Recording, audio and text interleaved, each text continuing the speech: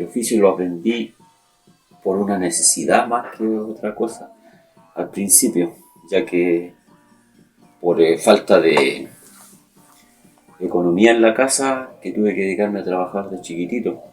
Y ahí empecé con un retrafe que se llamaba Carlos Quintriqueo, con el cual él me dio de ayudante para lijar, pulir, hacer todo lo más básico, estando yo en el colegio todavía, ¿ya? Y ahí empecé yo a entender algo del tema y después me fui perfeccionando. Ahí mismo con él me fue enseñando a soldar, a hacer más cosas de maestro, hasta que pasaron los años y luego ya me dediqué a trabajar solo.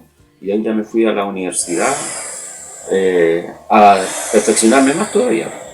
Porque ya había un taller de platería, de lana, de cerámica, de varias cosas.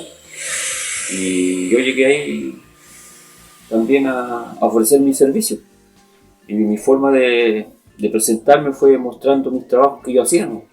Ese era mi currículum. Yo no llevaba un papel escrito de currículum.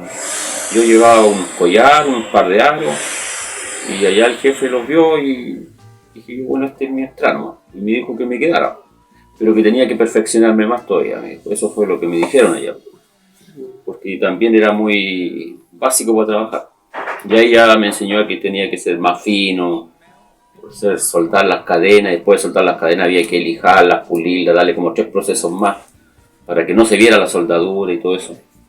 Entonces yo de esa forma me fui perfeccionando.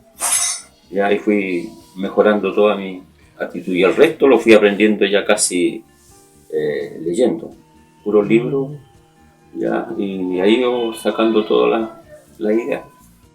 Exposición temporal, oficios en persistencia, obra del sello Artesanía Indígena. Organiza Subdirección Nacional de Pueblos Originarios y Fundación Artesanías de Chile.